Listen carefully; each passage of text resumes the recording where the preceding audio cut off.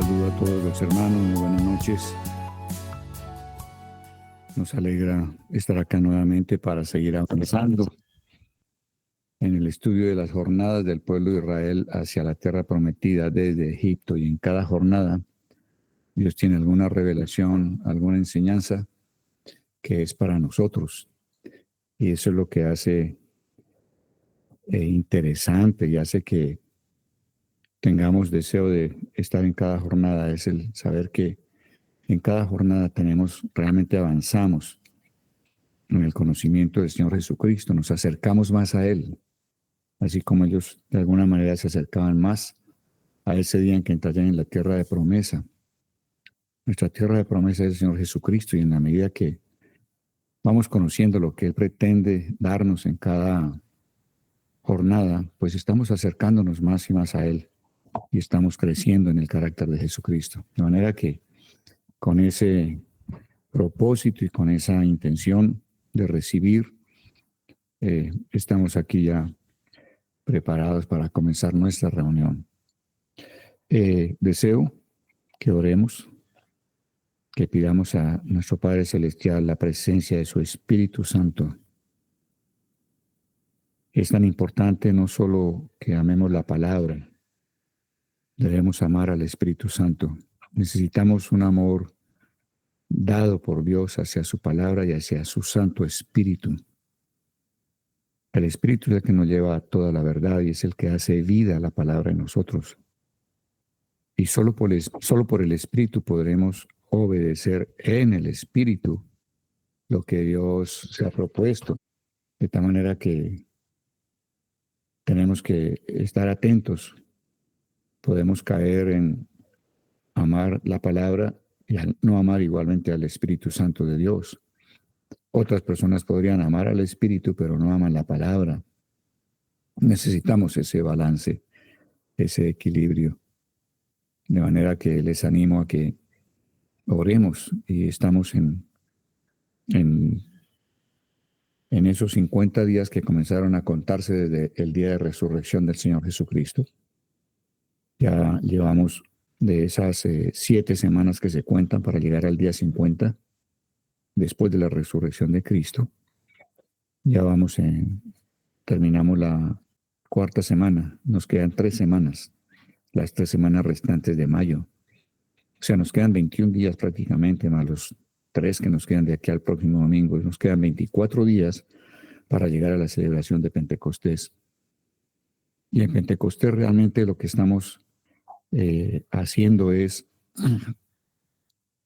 decidir que vamos a servir a Dios.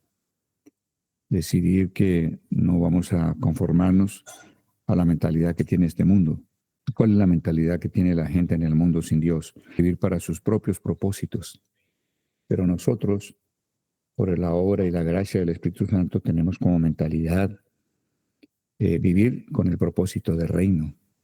De manera que en Pentecostés realmente lo que hacemos es presentarnos, consagrarnos a Dios como la ofrenda, como primicias de aquellos que han recibido la nueva vida en Jesucristo. Y eso fue lo que revisamos de la obra de Jesús en Pascua, como Él, a través de la muerte en la cruz y a través de la resurrección, nos da la regeneración, el ser engendrados nuevamente de Dios.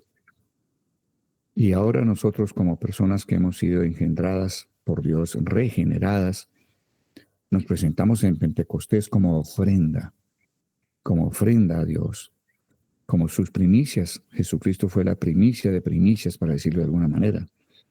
Ahora nosotros nos presentamos como primicia después de Cristo, con el deseo de consagrarnos para servirle a Él. Y entonces, para servirle a Él, lo cual hacemos dando testimonio con nuestra vida y con nuestras palabras, se requiere que el fuego del Espíritu Santo nos limpie de todo aquello que no es nuestro, de todo aquello, que no es de Él, sino que nace de nosotros. Necesitamos que el Espíritu Santo nos limpie de ello, porque solo así podremos servir a Dios dando testimonio con nuestra vida y con nuestras palabras. Entonces estamos acercándonos a la fecha en la cual celebramos que el Espíritu Santo es el que ahora está obrando a través y en nosotros de una manera muy poderosa.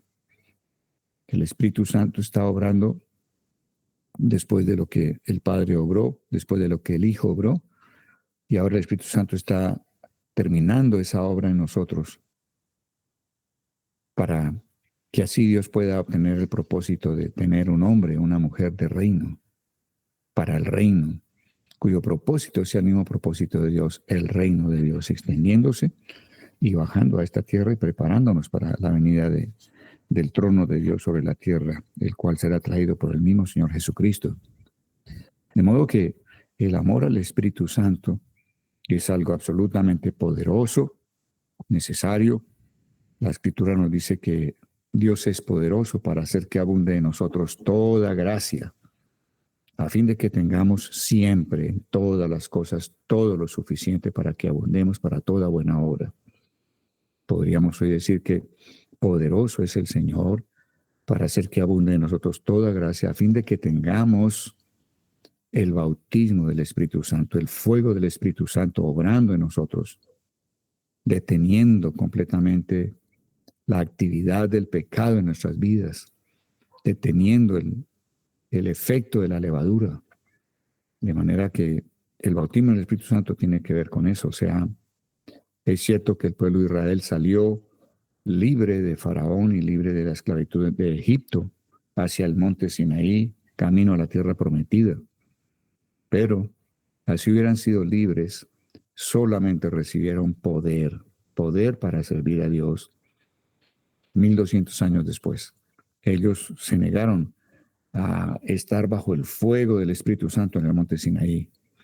Y en el monte Sinaí Dios les dio la escritura, la ley, porque en la ley conocemos cuál es el carácter de Dios y Dios desea que seamos como Él es, como sus hijos.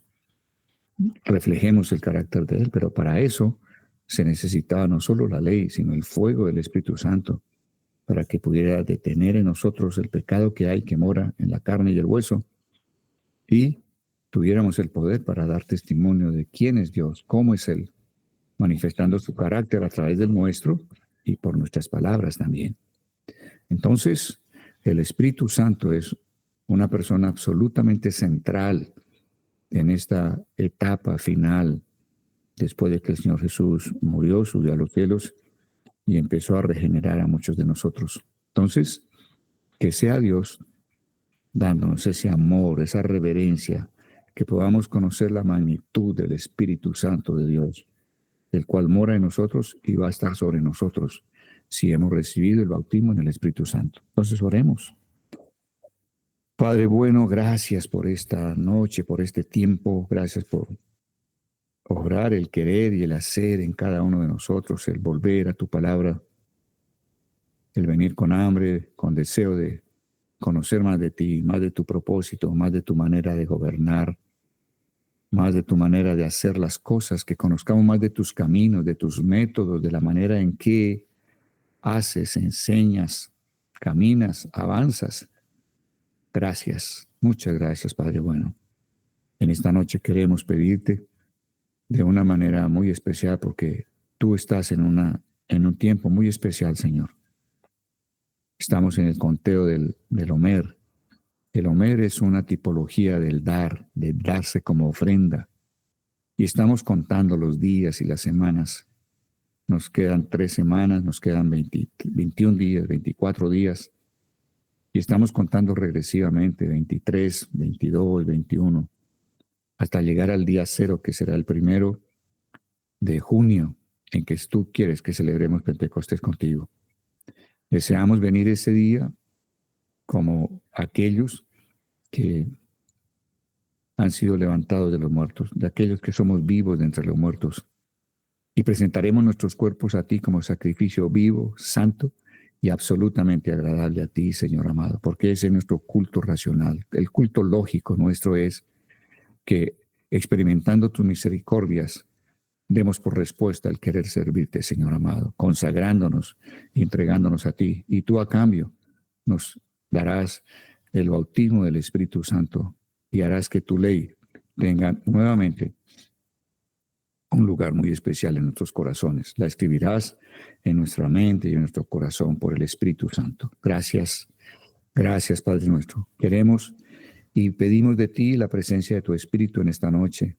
Solo Él puede alumbrar tu palabra, solo Él puede alumbrar los ojos de nuestro entendimiento, solo Él puede guiarnos a la verdad, como dice la Sagrada Escritura. Te damos entonces hoy, Señor, la bienvenida. Damos la bienvenida al Espíritu Santo de Dios.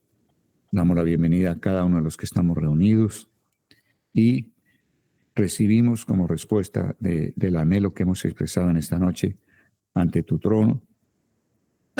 Recibimos como respuesta el amén, que de ti procede, el así sea, lo cual es una orden dada por ti. Lo que tú ordenas existe y lo que tú dices es hecho, Señor amado. Gracias, gracias, Santo Espíritu, por estar hoy en nosotros, oh Dios. Bendito seas y acompañándonos. Encomendamos esta reunión enteramente a ti, Santo Espíritu,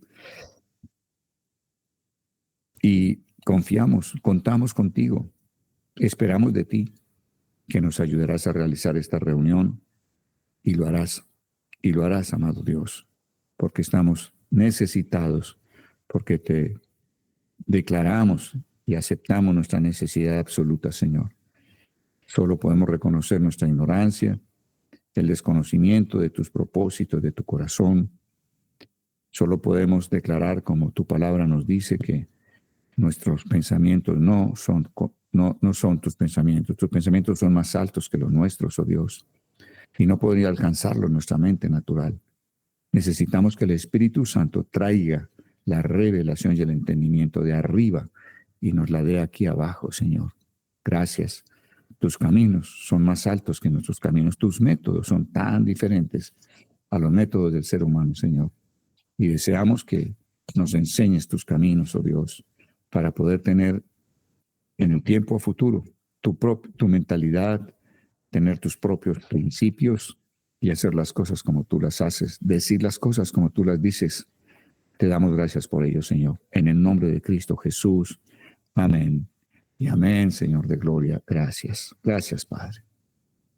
Queremos hacer un recuento breve, pero para entrar en tema con esta jornada 23. Son 42 jornadas. Vamos por la mitad. Esta jornada 23 que se llama Tahat, vimos en la primera parte de esta jornada que Tahat es una preposición y que esa preposición aparece también a veces como adverbio, unas 500 veces en el hebreo, en la Biblia. Y esa palabra Tahat significa estar debajo de, o en la mano de, o delegado por, o en sustitución de, o en lugar de, o en representación de. Y este último significado, estar en representación de, es el núcleo del sentido de la palabra Tahat.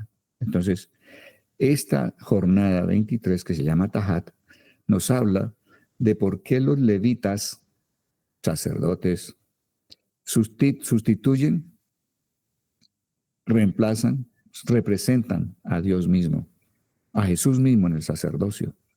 Entonces, vimos algunos versículos en donde nos muestra el uso de esa palabra Tahat y cómo el sentido de ella en realidad, el sentido central es el de sustitución. Vimos como un primer ejemplo a Génesis 22:13. Dijimos que allí Abraham estaba ofreciendo a Isaac en el altar cuando Dios le pidió que se lo ofreciera. Y entonces, leyendo Génesis 22, el verso 13, dice la Escritura: entonces alzó Abraham sus ojos y miró, y he aquí a sus espaldas un carnero trabado en un zarzal por sus cuernos. Y fue Abraham y tomó el carnero y lo ofreció en holocausto en lugar de su hijo.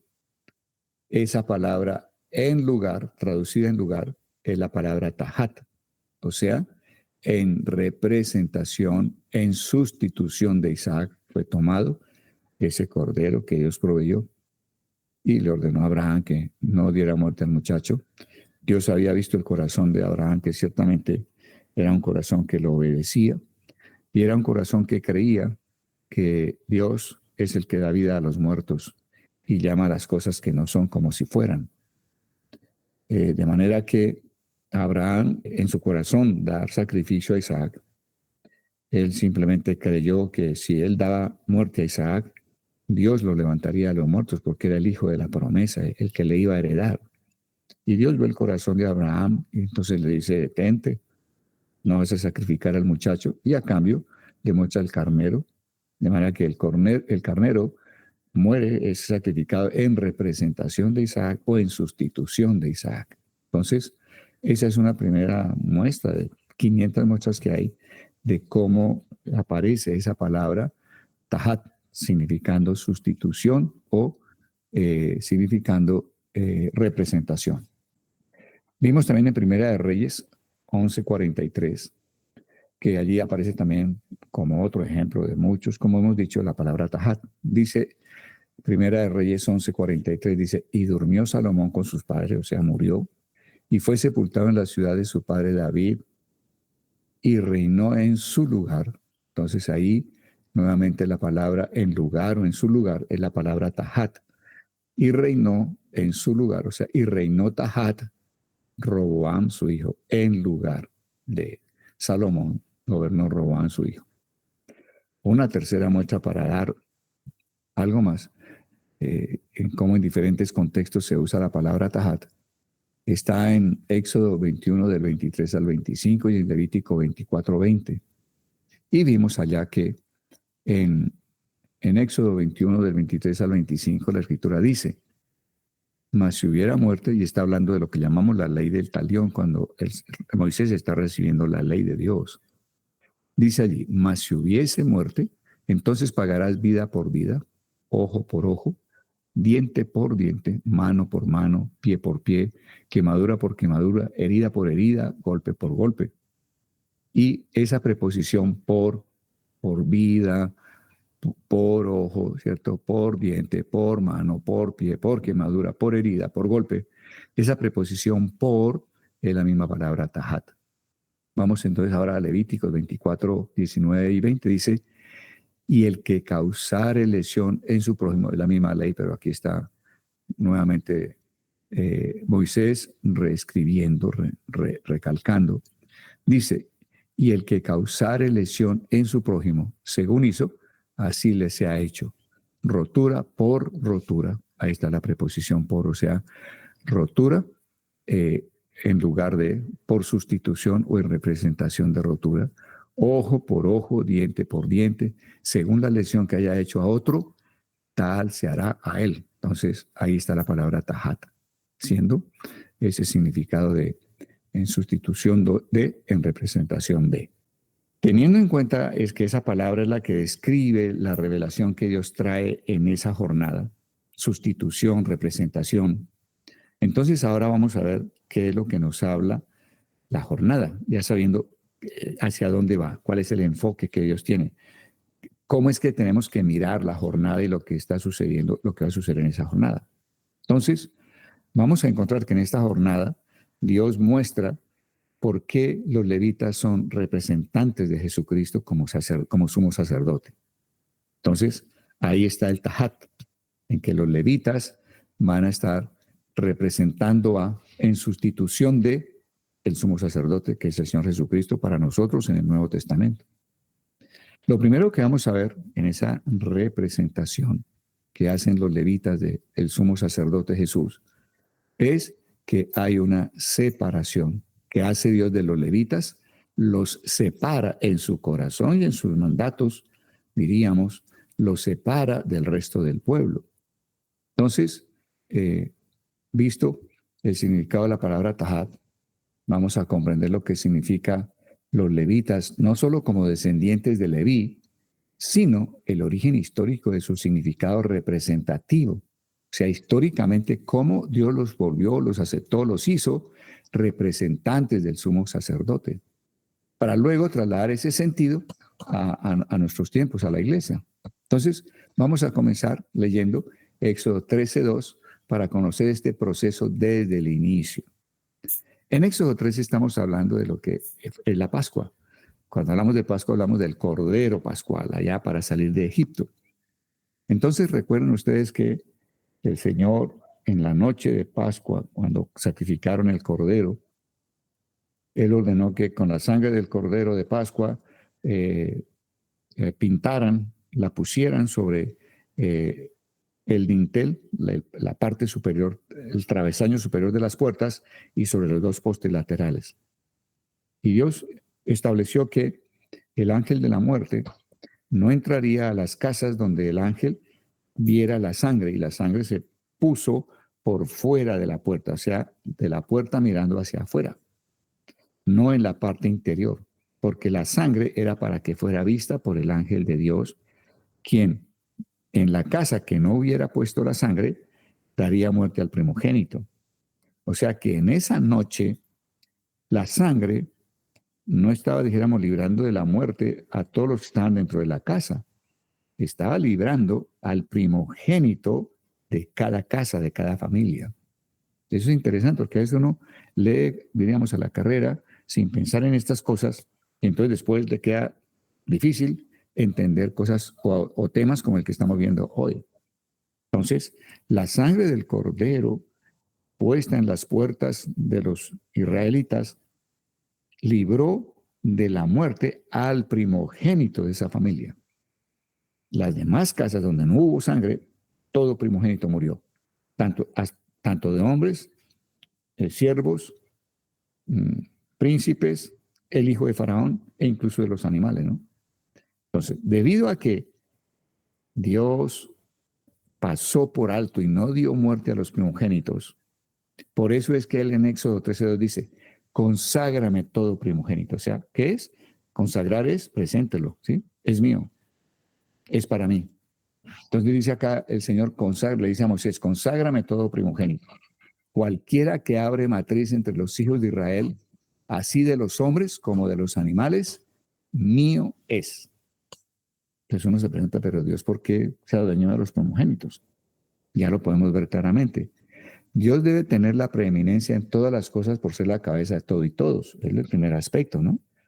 Dios siempre exige las primicias, lo primero de nuestros hijos, lo primero del día, lo primero de nuestros ingresos, lo primero de nuestro tiempo. Dios siempre está exigiendo que le demos las primicias. Lo primero es para Él. Y con eso estamos honrándolo y dándole a Él el primer lugar. Es más, en eso consiste la piedad en el fondo.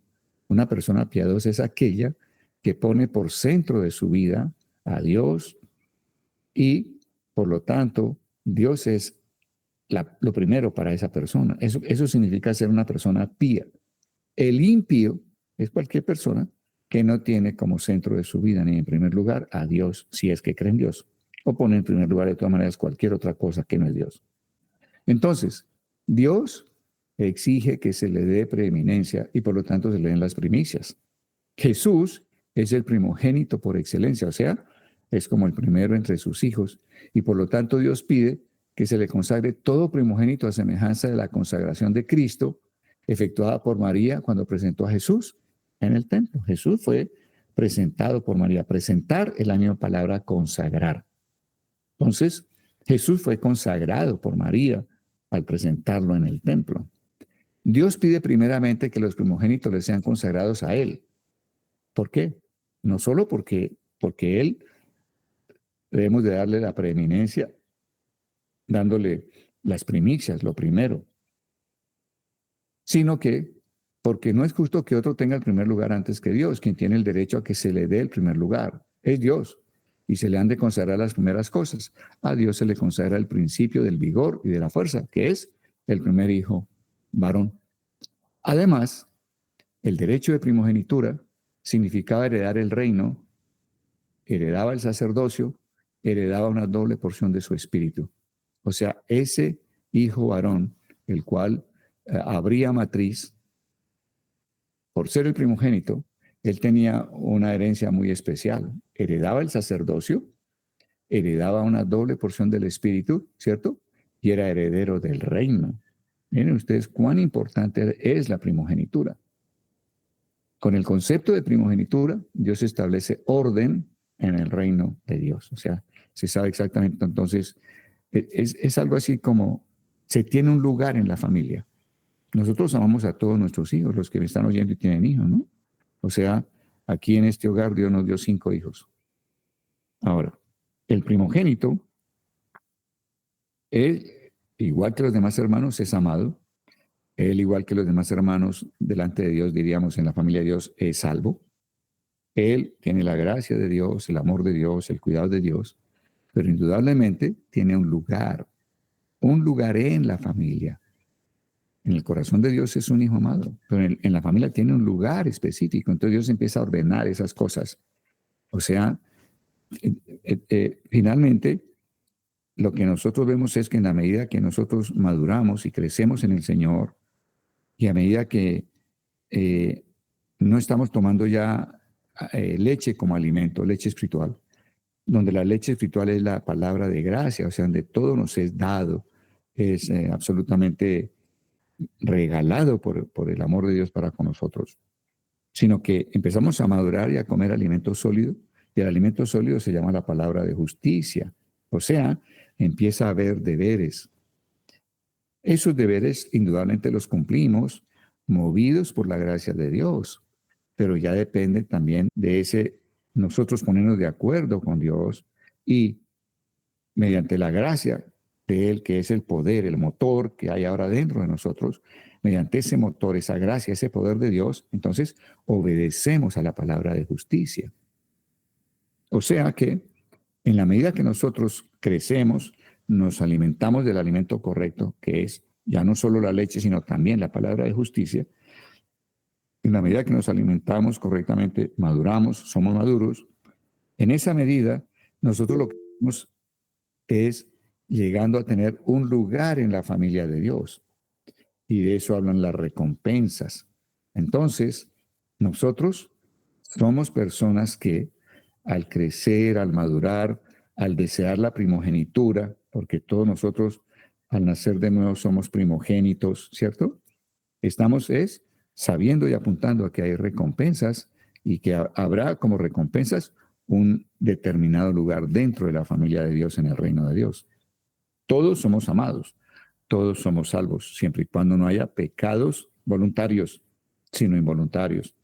Todos somos perdonados, pero no todos tendremos el mismo lugar en la familia de Dios. De eso se trata entonces, entender lo que es la palabra de justicia y lo que es madurar en el reino. Ahora, vamos a ver más adelante aquí, hablando de los primogénitos, porque son consagrados al Señor, es que los primogénitos en la noche de Pascua no fueron muertos por el ángel de Dios, debido a que el Cordero de Dios había sido sacrificado. O sea, el Cordero de Pascua sustituyó, ahí está la palabra tahat, fue una sustitución en la muerte que debieron haber experimentado los hijos de los israelitas. Los hijos de los israelitas eran igual, o sea, los israelitas eran tan pecadores como los egipcios. Pero los israelitas, al creer en el efecto de la sangre del cordero que iban a sacrificar, ¿cierto? Ellos al creer, entonces el primogénito, a él no se le dio muerte. O sea, debido al cordero de Pascua y la fe de ellos en el cordero de Pascua, diríamos, Dios rescató, redimió de la muerte a los primogénitos de los israelitas. O sea, Él los compró, porque redimir también significa comprar. De manera que debido a la sangre del Cordero de Pascua, los primogénitos le pertenecían al Señor. Por eso Él dice, conságrame todo primogénito, ya es mío. Y termina diciendo, mío es. ¿Y por qué es suyo? Diría Dios, yo lo compré con precio de sangre. Yo lo compré dando por precio la sangre del Cordero de Pascua. Y hacia el Nuevo Testamento, nosotros fuimos comprados por la sangre de Jesucristo, fuimos rescatados, ¿cierto? Fuimos redimidos. Hemos sido reclamados por Dios para reino, para el propósito de reino. Entonces, por eso los primogénitos son de Dios. Ahora, miremos cómo efectúa Dios la consagración de sacerdocio para entender de dónde viene. Recuerden el por qué los levitas sustituyen a Jesucristo en el sacerdocio de él aquí sobre la tierra, como sumo sacerdote. Entonces, recuerden que seguimos camino y enfocados en lo que es el tajat, o sea, la consagración, la representación de Dios en la tierra. Dios establece que el primogénito del hombre y los animales son de él, pero de entre los pueblos también tomó a uno como primogénito, a Israel. Observen que en toda la palabra Dios siempre está tomando las primicias. Incluso entre los pueblos, naciones de la tierra, Dios quiso tomar una como primera, Israel. Dios llama a Israel mi primogénito, como dice en el libro de Oseas y en otros pasajes. Entonces, Dios tiene primogénitos de hombres, Dios es dueño primogénito de animales, Dios es dueño de primogénito de pueblos, ¿cierto? Él siempre está mostrándonos que las primicias son de Él y le pertenecen a Él. Vamos entonces a Éxodo 19, 5 y 6, dice, ahora pues, si diereis oído a mi voz y guardareis mi pacto, vosotros seréis, ¿está hablando a quiénes? Está hablando a los israelitas como primogénitos, como pueblo primogénito. Ahora pues, si diereis oído a mi voz y guardareis mi pacto, vosotros seréis mi especial tesoro sobre todos los pueblos, porque mía es toda la tierra. Recuerden que el primogénito tiene una bendición especial. O sea, para Israel era el sacerdocio, para Israel era la doble porción del Espíritu Santo, ¿cierto? Para Israel era toda la bendición de primogénito. En este verso se nos muestra que espiritualmente la primogenitura es condicional. ¿Cuál es la condición para que la primogenitura y la bendición de primogenitura se manifieste? Si diereis oído a mis mandamientos. Entonces, la condición es que si los primogénitos ponen en primer lugar a Dios, Él confirmará su primogenitura. Sigue diciendo en Éxodo 19:6, y vosotros me seréis un reino de sacerdotes y gente santa. Estas son las palabras que dirás a los hijos de Israel. Entonces, Dios está mostrando allá desde el libro de Éxodo que Él quiere un pueblo de sacerdotes que llegue a ser la congregación de sus primogénitos, una familia que es la propia de Él, la de su propio género. Y Él está pendiente de la revelación, de la conformación de esa familia. Hasta ahí entendemos el propósito de Dios, ¿cierto? Ahora, miren cómo se empieza esto yo diría, a cernir para al final quedar que esa representación de Dios en el sacerdocio queda sobre los levitas. Entonces, en Éxodo 32 se relata cómo mientras Moisés se demoraba en Sinaí, ellos se volvieron a la idolatría y al desenfreno, es decir, que los que debían ser primogénitos y sacerdotes abandonaron al Señor y se dedicaron a los ídolos y a la carne. ¿Se acuerdan que ellos se dedicaron a idolatrar al becerro de oro y a dar satisfacción a todos los deseos carnales? De manera que vemos aquí en el verso 26 de Éxodo 32 lo siguiente: y viendo a Moisés que el pueblo estaba desenfrenado porque Aarón lo había permitido para vergüenza entre sus enemigos, se puso Moisés a la puerta del campamento y dijo: ¿quién está por Jehová? Júntese conmigo. Y se juntaron con él todos los hijos de Leví. Ese es el celo por Dios en Moisés. O sea, Moisés, al pararse en la puerta del tabernáculo y preguntar a todo el pueblo de Israel: ¿quién está por Jehová? Júntense conmigo. Moisés está mostrando el celo que hay en el corazón de él para con Dios. Todos abandonando a Dios, los vio Moisés, salió del campamento y se puso a la puerta para hacer la pregunta: ¿quién está por Jehová? Solo se pronunciaron los hijos de Leví en el momento de la prueba. Los hijos de Leví representan los que están de hecho y en verdad por Dios. Y él les dijo: así ha dicho Jehová, el Dios de Israel: poned cada uno su espada sobre su muslo, pasad y volved de puerta a puerta por el campamento, y matad cada uno a su hermano y a su amigo y a su pariente. Eso significa aplicar el juicio de Dios contra la idolatría y el desenfreno. Y los hijos de Leví lo hicieron conforme al dicho de Moisés, y cayeron del pueblo en aquel día como 3,000 hombres. Entonces Moisés dijo: hoy os habéis consagrado a Jehová, pues cada uno se ha consagrado en su hijo y en su hermano, para que él dé bendición hoy sobre vosotros. Entonces dijimos en la reunión pasada, revisando este tema, que nosotros vivimos circunstancias en las que podemos mostrar nuestra consagración o no consagración, que muchas veces familiares, amigos, padres se oponen a que estemos nosotros creyendo y siguiendo al Señor Jesucristo. Y entonces cuando nosotros necesitamos darle a Dios la preeminencia. Necesitamos darle a Dios y mostrarle a Él que Él es prioridad aún sobre esos afectos tan fuertes como son los afectos familiares. Entonces le diremos al padre, a los hermanos, al amigo, así tú no estés de acuerdo, así te parezca absurdo, yo seguiré al Señor, he tomado una decisión, ¿sí?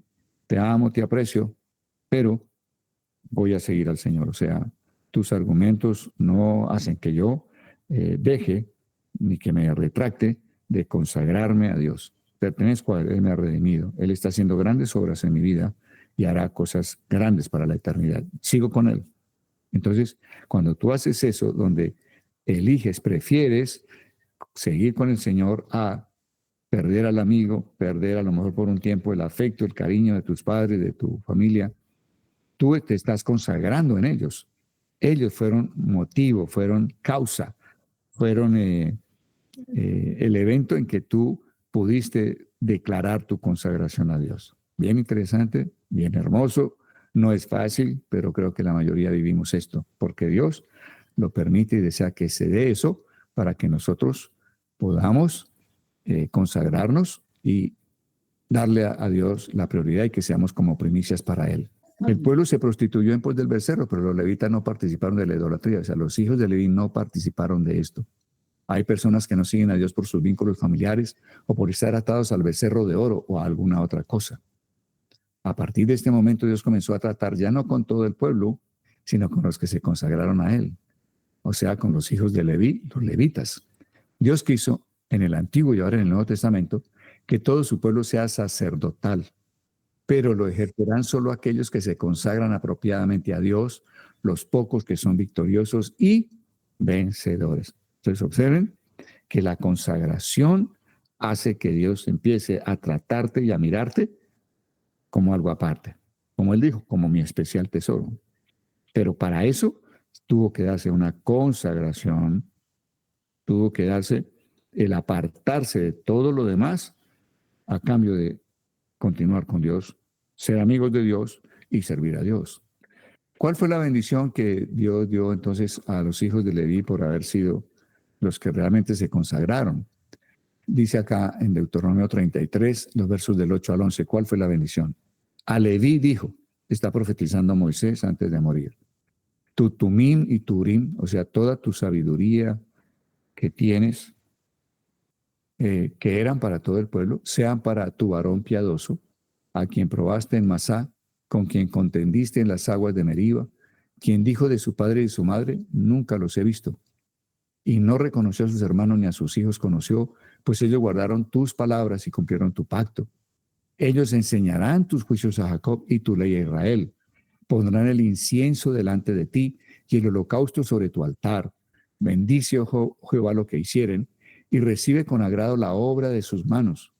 Hiere los lomos de sus enemigos y de los que los aborrecieren, para que nunca se levanten. Observen que Dios empieza a mostrar aquí que aquellos que se consagran realmente a Él serán los que van a estar manejando las cosas sagradas de Dios. Quien no se consagra no podrá manejar las cosas sagradas de Dios. No podrá hacerlo. O sea que el presentarse ante Dios, el consagrarse a Dios como primicias, es absolutamente determinante en qué lugar tendremos en la familia de Dios. Y aquí tenemos quiénes son aquellos a los que Dios separa y a quienes va a dar el que manejen las cosas que Él considera que son cosas de Él y que son sagradas. Entonces, con eso, para poder entrar en sintonía, vamos a mirar lo que tenemos para el día de hoy. A partir de esta consagración de los hijos de Leví, Dios ya no trata con todo el pueblo, sino con los consagrados a Él. De igual manera, en el Nuevo Testamento, todo su pueblo es sacerdotal, por llamado. Pero solo ejercen el sacerdocio los que se consagran apropiadamente, los que son victoriosos y vencedores. El sacerdocio era para todos, pero no todos lo hacen. Entonces, miren ustedes, el poder uno entender la importancia que hay en el mundo espiritual, en la casa de Dios, la importancia de consagrarse a Dios, de apartarse de todo lo demás. Ahora, la gracia de Dios es la que nos da ese apartarse, pero hemos de desearla, hemos de anhelarla. hemos de pedirla. Y la gracia nos dará ese apartarnos, ese consagrarnos. Veamos algunos pasajes en Números que nos muestran cómo Dios considera a los levitas como separados o apartados para Él, que aplicaron el juicio al pecado y la idolatría y a todo lo que estos representan. Vamos a mirar entonces Números 1 del 47 al 54. Miren lo que dice allí la Escritura. Pero los levitas, según la tribu de sus padres, no fueron contados entre ellos. Está ordenando Dios un censo, pero en el censo Él dice a los levitas no los cuentes. O sea, empieza a dar un trato diferente a los que han sido consagrados a Él, los que se consagraron a Él. Dios comienza entonces a separarlos del resto del pueblo. Dice acá, sigue la Escritura diciendo, porque habló Jehová a Moisés diciendo, solamente no contará la tribu de Leví, ni tomará la cuenta de ellos entre los hijos de Israel. Sí va a tomar la cuenta después, pero no entre los hijos de Israel. O sea, Dios comienza a hacer una separación, a apartar. Por eso veremos más adelante el sentido de esa palabra, apartar. Sigue diciendo la Escritura, sino que pondrás a los levitas en el tabernáculo del testimonio. Es decir, a los que se consagran a mí, los quiero ocupados exclusivamente en las cosas mías. Ojalá subrayes eso en tu texto.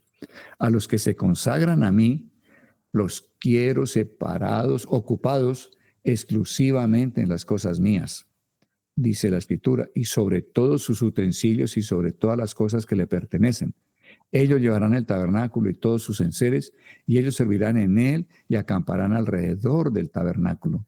Y cuando el tabernáculo haya de trasladarse, los levitas lo desarmarán, y cuando el tabernáculo haya de detenerse, los levitas lo armarán, y el extraño que se acercare morirá. Interesante.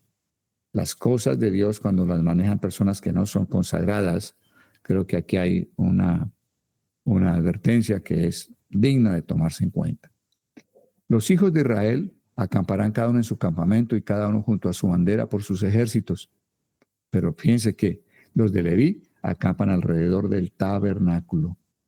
Pero los levitas acamparán alrededor del tabernáculo del testimonio para que no haya ira sobre la congregación de los hijos de Israel, y los levitas tendrán la guarda del tabernáculo del testimonio.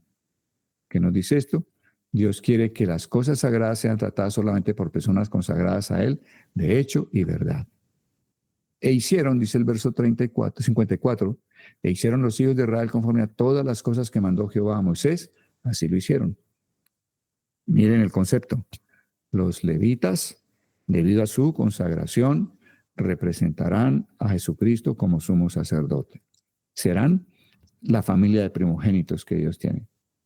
Los primogénitos que por primogenitura, librados de la muerte en Pascua, esos primogénitos eran primogénitos de todas las familias que componían las 12 tribus. Esos primogénitos, pues indudablemente estuvieron también con el pueblo, sentados allí adorando al becerro de oro y dando rienda suelta a su carne.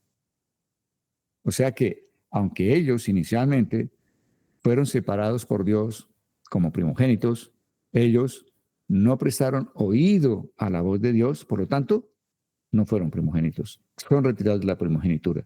Y Dios, a cambio entonces de ellos, ¿qué hace? Toma a los levitas, los cuales se consagraron al no adorar al becerro. Y entonces estamos viendo de esta manera de dónde viene la historia de los levitas, de los sacerdotes, los consagrados a Dios, los que están separados, aquellos que manejan las cosas santas de Dios y se dedican solo a las cosas de Dios. Veamos también en Números 3, 5 al 13, dones a la iglesia. Y Jehová habló a Moisés diciendo, o sea, esto es una sombra, con lo cual podemos ver la iglesia de una manera más clara. Y Jehová habló a Moisés diciendo, haz que se acerque la tribu de Leví y hazla estar delante del sacerdote Aarón para que le sirvan. Aarón, sumo sacerdote, es una tipología de Cristo. Cristo es nuestro sumo sacerdote. Y desempeñen el encargo de él. O sea, están a desempeñar el encargo de él. O sea, el encargo es la representación. Y desempeñen la representación del sumo sacerdote. Y, dice acá, y representan también a toda la congregación delante del tabernáculo de reunión para servir en el misterio del tabernáculo. Fijémonos en la palabra encargo, delegación o representación, que es precisamente lo que significa tahat. Entonces Dios está hablando, todo es de representación, de representación, de representación.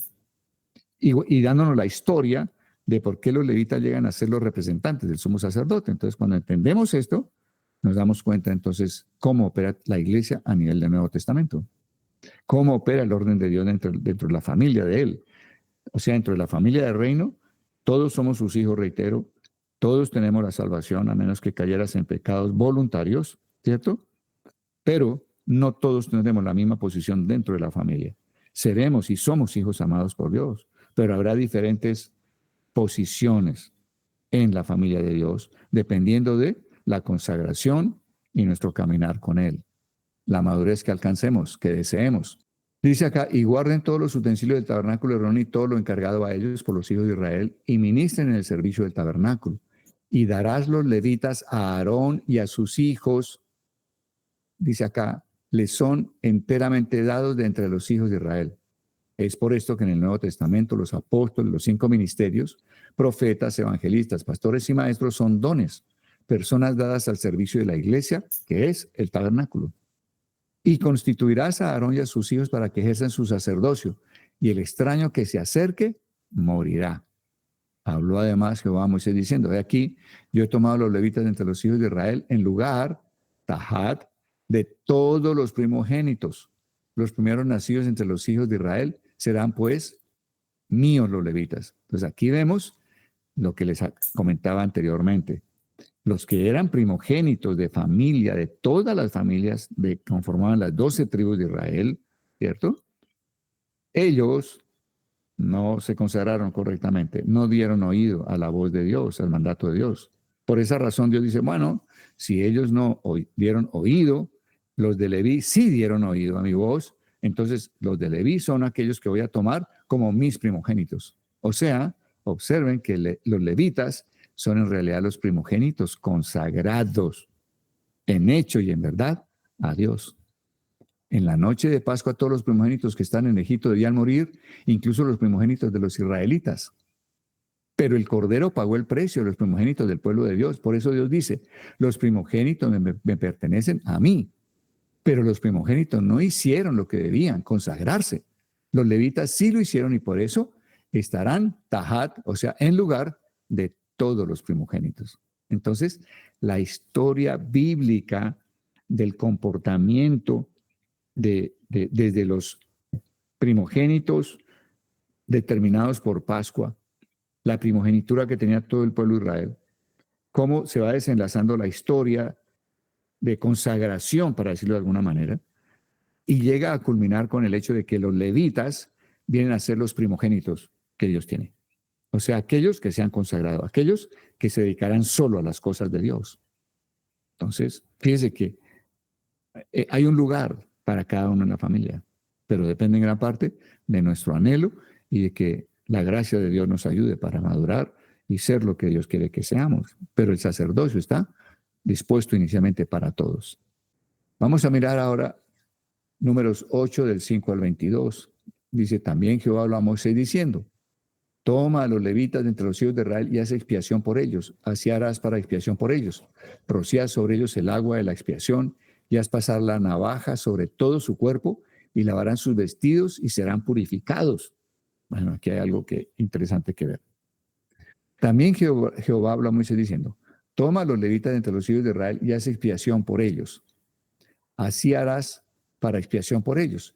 Rocía sobre ellos el agua de la expiación y haz pasar la navaja sobre todo su cuerpo y lavarán sus vestidos y serán purificados. Entonces, ellos requieren del agua de expiación, agua con sangre, ¿cierto? Haciendo una tipología de cómo la sangre de Cristo nos expía a nosotros, nos limpia, pero también necesitamos del agua, no solo de la sangre. Y hay algo más.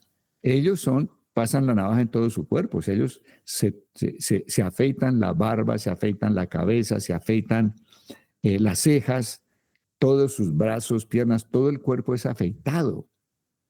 ¿Qué quiere decir eso? Eso es bien importante porque nos da ideas más cercanas de lo que es el ser santificados. Entonces dice acá, pasar la navaja sobre todo su cuerpo es quitarse todos los pelos. Los pelos nacen del cuerpo, tipifican lo que nace de nuestra naturaleza humana. Una verdadera consagración implica quitar todo lo que nace de nosotros en forma natural. De lo contrario, no es consagrado. Porque nosotros nos consagramos a Dios como ofrenda para servirle. De manera que nosotros no podemos hacer lo que queramos, lo que deseemos, lo que nos venga a la cabeza. Nosotros estamos para hacer solamente lo que Él dice, lo que Él quiere, lo que Él desea, para caminar en los propósitos de Él, no en nuestros propios propósitos. Entonces, ese rasurarse todo el cuerpo está hablando de santificación. Entonces dice acá, raparse todo el cuerpo hasta las cejas significa no aceptar nada de uno mismo, solo lo que proviene de Dios. Observen ustedes que esa consagración es lo que vamos a celebrar y lo que vamos a realizar en Pentecostés, el próximo 1 de junio. En el próximo 1 de junio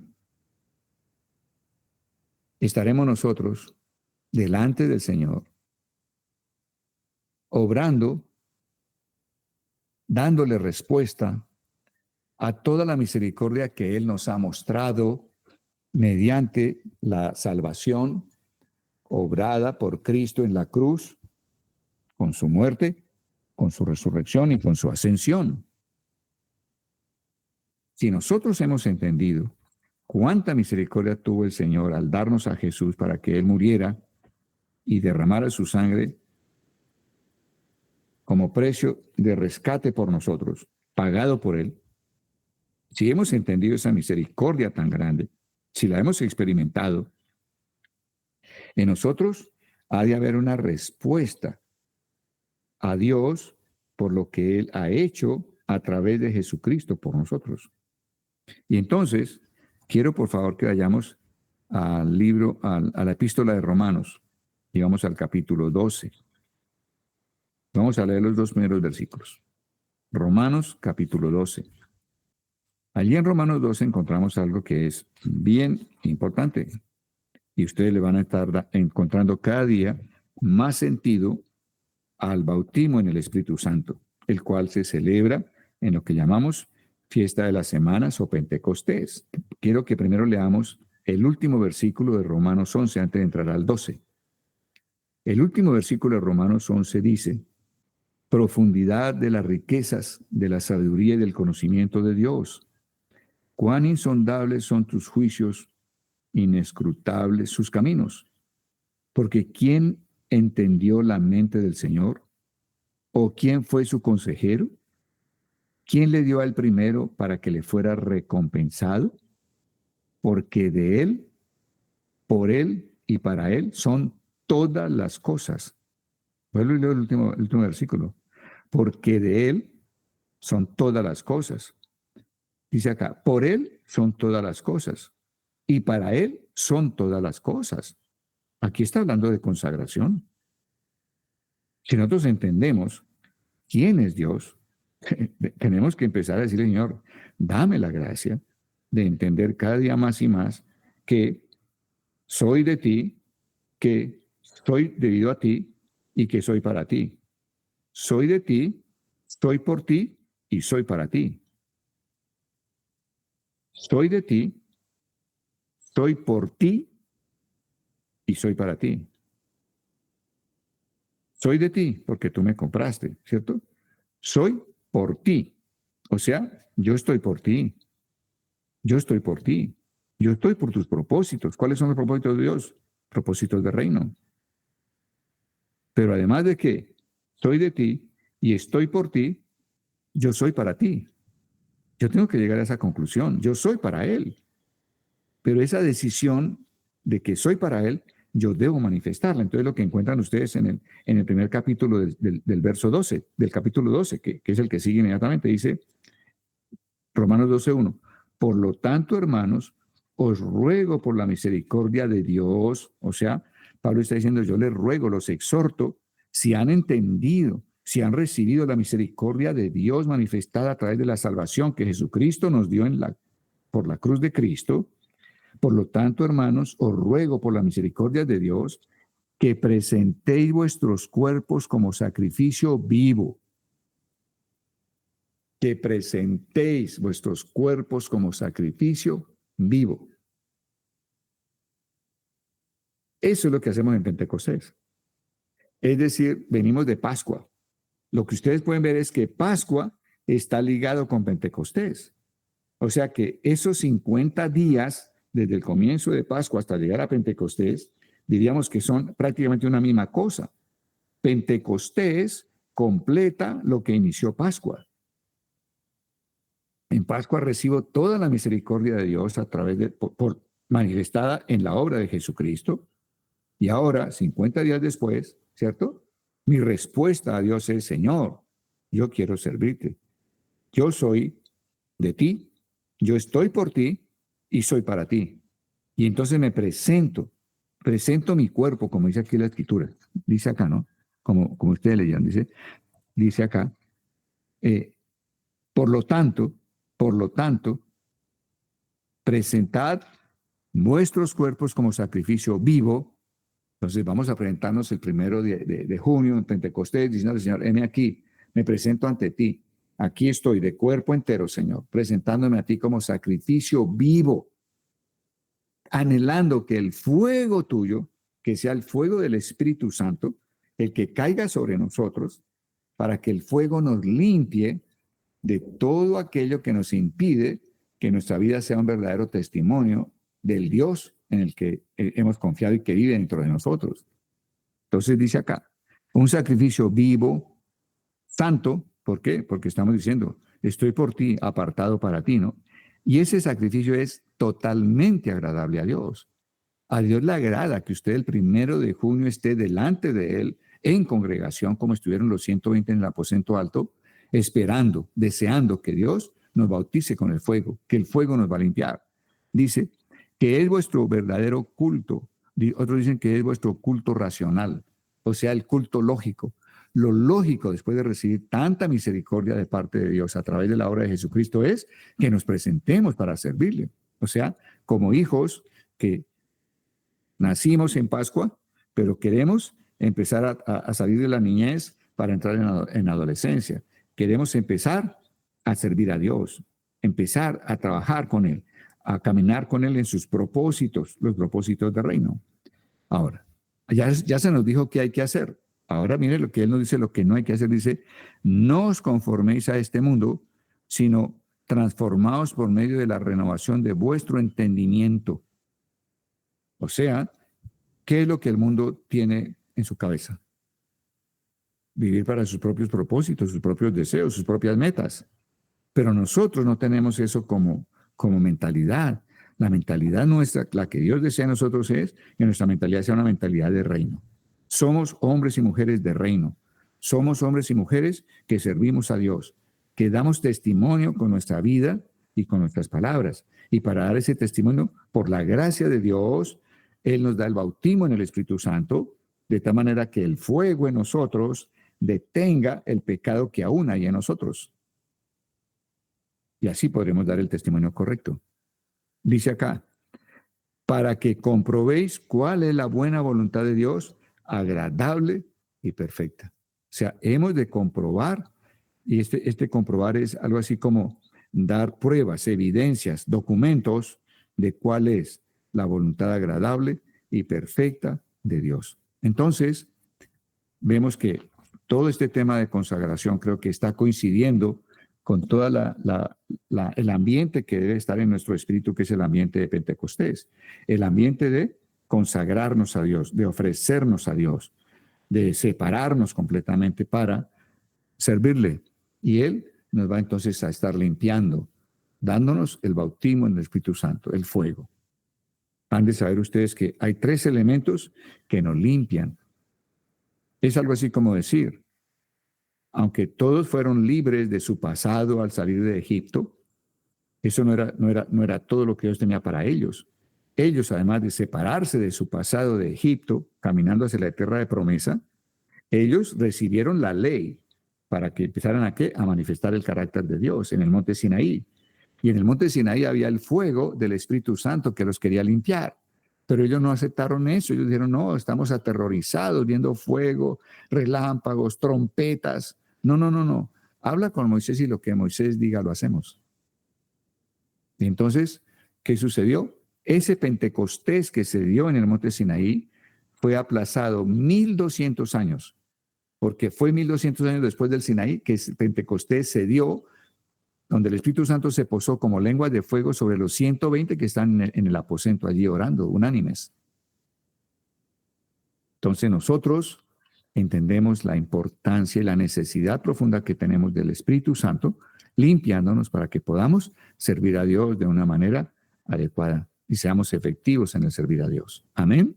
Entonces, consagración.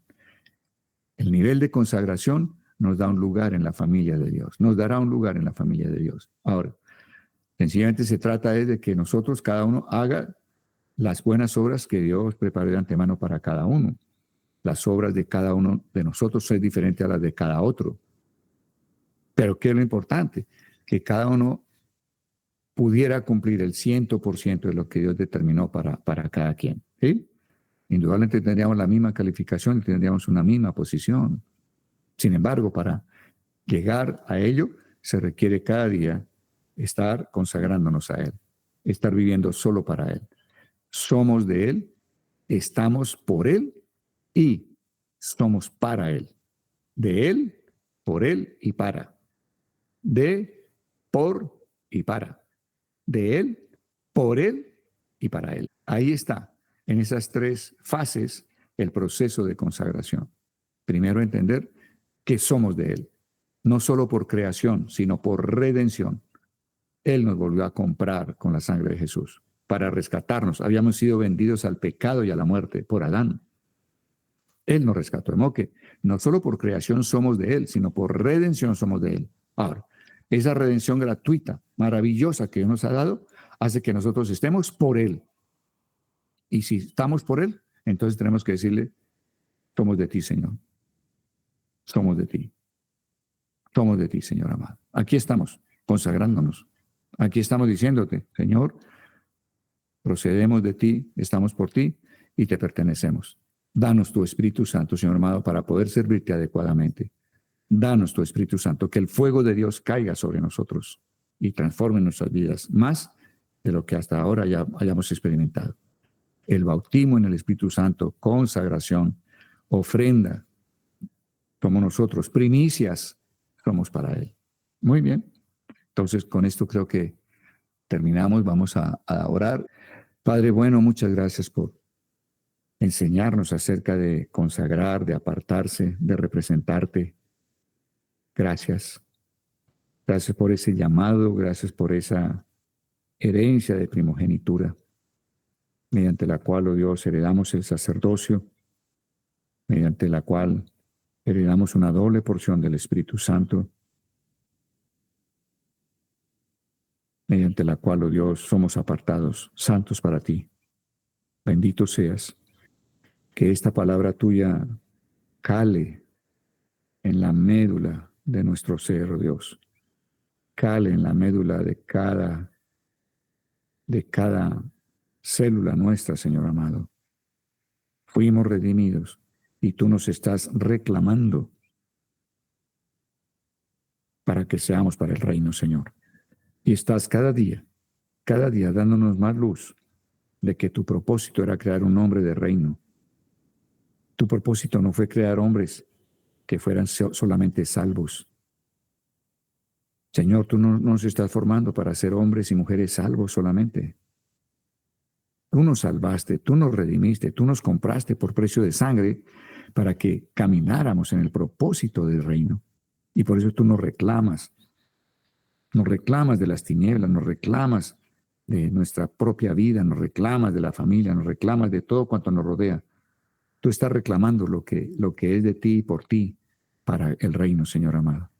Gracias por poner en nosotros mentalidad de reino. Esa es la transformación que requiere de nuestra mente, Señor amado. Que no nos conformemos a la mentalidad que tiene el mundo, sino que tengamos una mente renovada. Te pedimos a ti, Señor Jesús, cercena cualquier manera de pensar que no sea la manera de pensar de reino. Te lo pedimos. y a cambio pone en nosotros la mentalidad de reino. Hoy decimos sí a la mentalidad de reino. Hoy decimos no. Hoy decimos no a la forma de mentalidad que tiene el mundo, Señor amado. Te damos gracias, Señor. Continúa tu obra en nosotros, te lo pedimos. Y damos gracias porque tú que comenzaste la buena obra la completas. Tú cumplirás por el poder de tu Espíritu Santo todo propósito de bondad que hay en tu corazón, Padre de gloria, y toda obra de fe que hay en nosotros, porque creemos en que fuimos redimidos para reino, Señor. Gracias, gracias. Recibimos el amén tuyo a lo que anhelamos y damos gracias hoy en el nombre de Jesús. Amén y amén, Señor de gloria. Gracias, Padre. Gracias, oh Dios.